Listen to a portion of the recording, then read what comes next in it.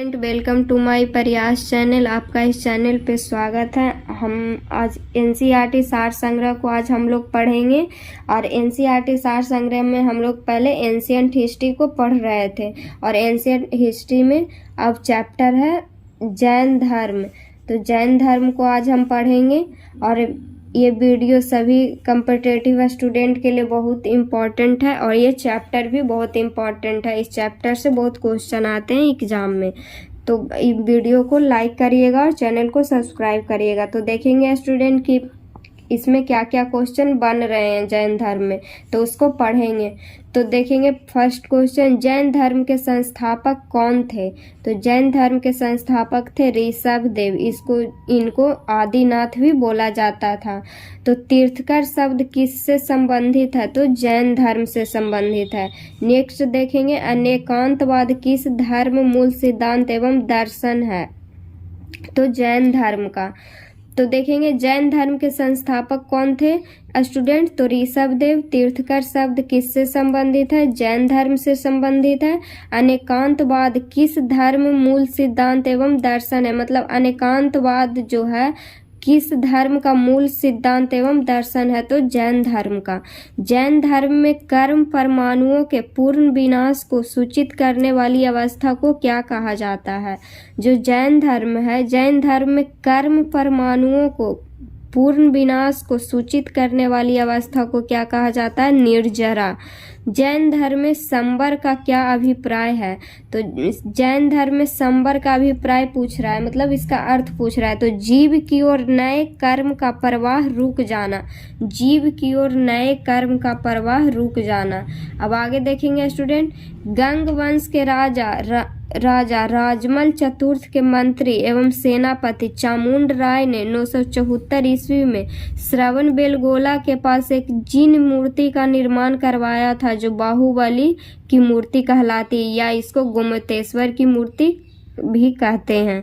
तो देखेंगे गोमतेश्वर की मूर्ति कौन निर्माण कराया था? तो गंग वंश के राजा राजमल चतुर्थ के मंत्री एवं सेनापति चामुंड राय ने 974 ईस्वी में श्रवण बेलगोला के पास एक जिन मूर्ति का निर्माण करवाया था जो बाहुबली की मूर्ति कहलाती है, या गोमतेश्वर की मूर्ति भी इनको बोलते हैं। तो गोमतेश्वर की मूर्ति या बाहुबली की मूर्ति जो है कहाँ है? तो श्रवण बेलगोला में। यहाँ पर 12 वर्ष के अंतराल पर मनाए जाने वाले उत्सव महामस्तकाभिषेक के नाम से जाना जाता है। और यहाँ पे जो 12 वर्ष के बाद 12 वर्ष के मतलब अंतराल पे जो उत्सव मनाया जाता है उसको बोला जाता है महामस्तकाभिषेक के नाम से। अब देखेंगे अगला त्रिरत्न सिद्धांत, जिसमें आता है सम्यक दर्शन, सम्यक आचरण एवं सम्यक ज्ञान, किस धर्म से संबंधित है? तो जैन धर्म से। ये क्वेश्चन बहुत इंपॉर्टेंट है स्टूडेंट, ये बीपीएससी एग्जाम में क्वेश्चन आ चुका है कि त्रिरत्न सिद्धांत कौन कौन है जैन धर्म का? तो है सम्यक दर्शन, सम्यक आचरण एवं सम्यक ज्ञान। और ये किस धर्म से संबंधित है? तो जैन धर्म से। आजीवक संप्रदाय के संस्थापक कौन थे? तो मखली गोसाल थे। आजीवक जो संप्रदाय थे इसके संस्थापक कौन थे? मखली गोसाल। अनुव्रत सिद्धांत किस धर्म से संबंधित है? तो जैन धर्म से संबंधित है। अनुव्रत जो सिद्धांत है किस धर्म से संबंधित है? जैन धर्म से संबंधित है। यापनीय किसका संप्रदाय था? तो यापनीय जो है जैन धर्म का संप्रदाय था। प्रारंभिक जैन साहित्य किस भाषा में लिखे गए थे? प्रारंभिक जो जैन साहित्य है ये किस भाषा में लिखे गए थे? तो अर्ध मगधी में लिखे गए थे। पार्श्वनाथ से संबंध होने के कारण कौन सा स्थल जैन सिद्ध क्षेत्र माना जाता है? मतलब पार्श्वनाथ है, पार्श्वनाथ से संबंध होने के कारण कौन सा स्थल जैन सिद्ध क्षेत्र माना जाता है? तो समेध शिखर को जैन सिद्ध क्षेत्र माना जाता है। जैन संप्रदाय में प्रथम विभाजन के बाद निर्मित श्वेतांबर संप्रदाय के संस्थापक कौन थे? तो यहाँ पे क्वेश्चन बनता है कि श्वेतांबर जो संप्रदाय है इसके संस्थापक कौन थे? तो स्थूलभद्र थे। किस जैन संगति में अंतिम रूप से श्वेतांबर आगम का संपादन हुआ?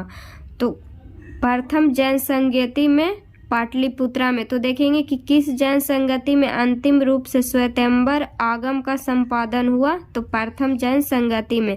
अब देखेंगे जैन संगतियां, इसको सम्मेलन भी बोलते हैं, कहाँ कहाँ हुआ, कब हुआ। तो प्रथम जैन संगति जो हुआ वर्ष 300 ईस्वी में हुआ, कहाँ हुआ, पाटलिपुत्रा बिहार में हुआ। पाटलिपुत्रा जिसको अभी पटना भी बोलते हैं, और इसके अध्यक्ष थे स्थूलभद्र। और द्वितीय संगीति कब हुआ, द्वितीय संगीति हुआ 512 ईस्वी में, और बल्हवी में हुआ। बल्हवी पड़ता है गुजरात में, और इसके अध्यक्ष थे क्षमा श्रवण। तो देखेंगे स्टूडेंट कि प्रथम संगति जो हुआ जैन संगति वो कहाँ कब हुआ, 300 ईस्वी में हुआ।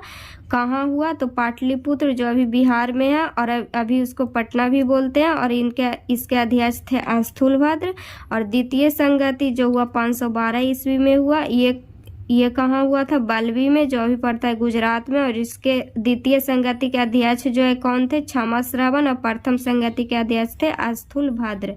अब नेक्स्ट क्वेश्चन देखेंगे स्टूडेंट, जैन तीर्थकर के क्रम में अंतिम कौन था। जो जैन तीर्थकर थे उस क्रम में अंतिम कौन था, तो अंतिम थे महावीर स्वामी। तो महावीर स्वामी कब में तीर्थकर थे, तो 24वें तीर्थकर थे। तो अब देखेंगे महावीर स्वामी के बारे में अब हम लोग जानेंगे। तो महावीर स्वामी कब में तीर्थकर थे, 24वें तीर्थकर थे। और ये जानेंगे इनके बारे में कि इनका जन्म कब हुआ, जन्म स्थल कहाँ है, इनके पिता कौन थे, माता कौन थे। तो देखेंगे इनका महावीर जो स्वामी है, इनका जन्म हुआ 540 ईसा पूर्व में हुआ। इनका जन्म स्थल है वैशाली के कुंड ग्राम के निकट बिहार में। तो और इनके पिता थे सिद्धार्थ थे, और माता इनकी थी तिरसला थी, जो लिच्छवी शासक चेटक की बहन थी। और इनका बचपन का नाम था वर्धमान महावीर। और इनकी पत्नी जो थी यशोदा थी, पुत्री थी इनकी महावीर स्वामी की, उनका नाम था प्रियदर्शना। और इनको महावीर स्वामी को जो उपाधि मिला था वो मिला था कैवलिन का। और इनका निर्वाण जो प्राप्ति हुआ था ये पावापुरी में हुआ था। तो इसको फिर से देख लेंगे स्टूडेंट कि इनका जन्म कब हुआ। तो इनका जन्म हुआ 540 ईसा पूर्व में। और ये इनका जन्म कहाँ हुआ, तो वैशाली के कुंड ग्राम के निकट बिहार में इनका जन्म हुआ। कब हुआ, 540 ईसा पूर्व में। इनके पिता कौन थे, तो इनके पिता थे सिद्धार्थ, और इनके माता थे तिरसला, जो लिच्छवी शासक चेटक की बहन थी। और महावीर स्वामी का बचपन का नाम क्या था, तो वर्धमान महावीर।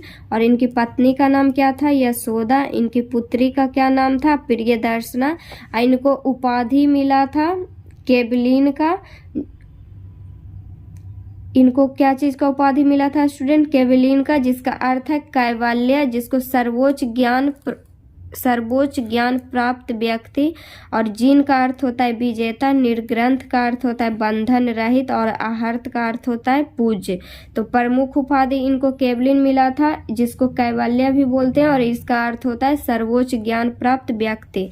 और इनका निर्वाण प्राप्ति कहाँ हुआ था, तो इनका निर्वाण प्राप्ति हुआ था पावापुरी में, जो पावापुरी है राजगिरी में। और बिहार में 72 वर्ष की आयु में 468 ईसा पूर्व में शास्त्रीपाल के यहाँ हुआ था। ये कहाँ पड़ता था, मल गणराज्य के प्रधान का शासित क्षेत्र में पड़ता था। अब आगे देखेंगे स्यादवाद सिद्धांत किससे संबंधित है। तो स्यादवाद जो सिद्धांत है ये संबंधित है जैन धर्म से। तो स्यादवाद सिद्धांत संबंधित है जैन धर्म से। उत्तर प्रदेश में स्थित कौन सा बौद्ध एवं जैन धर्मों का दोनों की प्रसिद्ध तीर्थ स्थल है। मतलब उत्तर प्रदेश में बौद्ध एवं जैन दोनों जो धर्म है इनका दोनों का प्रसिद्ध तीर्थ स्थल है कौशाम्बी। 16 महाजनपदों का उल्लेख किस जैन रचना में मिलता है। तो 16 जो महाजनपद है, ऐसे महाजनपद कितना है स्टूडेंट, तो महाजनपद है 16। और बिहार में कितने महाजनपद है, तो बिहार में 4 महाजनपद है। और 16 महाजनपद का उल्लेख किस जैन रचना में मिलता है, तो भगवती सूत में मिलता है। बराबर की गुफाओं का निर्मित किस लिए किया जाता था। तो बराबर की जो गुफा है इसको निर्मित किया जाता था आजीविकों के आवास के लिए। तो जो बराबर है, बराबर की जो गुफा का निर्मित किस लिए किया जाता था, तो आजीविकों के आवास के लिए। पार्श्वनाथ द्वारा प्रतिपादित 4 महाव्रतों में महावीर स्वामी ने 5वें महाव्रत के रूप में क्या जोड़ा? पार्श्वनाथ जो है 4 महाव्रत जोड़े थे और महावीर स्वामी ने 5वां महाव्रत जोड़ा, उसका नाम था ब्रह्मचर्य। तो महावीर स्वामी ने अहिंसा, सत्य, अस्तेय जिसका अर्थ है चोरी ना करना, अपरिग्रह जिसका अर्थ है संपत्ति अर्जित ना करना, एवं ब्रह्मचर्य 5 महाव्रत की शिक्षा दी। तो महावीर स्वामी ने कौन 5वें महाव्रत के जोड़े? तो ब्रह्मचर्य को जोड़े। जैन ग्रंथ कल्प सूत्र के रचयिता कौन थे? तो भद्रबाहु थे। तो कल्प सूत्र है इसके रचयिता कौन थे? भद्रबाहु थे। जैन मूर्ति पूजा का प्राचीनतम प्रमाणिक अभिलेख कहाँ मिला है? तो जैन जो मूर्ति पूजा इसका प्राचीनतम प्रमाणिक जो अभिलेख है वो मिला है हाथी गुफा अभिलेख में। अब देखें लेंगे स्टूडेंट कि जैन संप्रदाय में विभाजन के बाद स्थूल भद्र के अनुयायी श्वेतांबर एवं भद्रबाहु के अनुयायी दिगंबर कहलाए। तो स्थूल भद्र के जो अनुयायी थे वो श्वेतांबर कहलाए और भद्रबाहु के जो अनुयायी थे वो दिगंबर कहलाए। जैन संप्रदाय में विभाजन हो गया उसके बाद। तो आज इतना ही स्टूडेंट, कल हम अगले चैप्टर में पढ़ेंगे।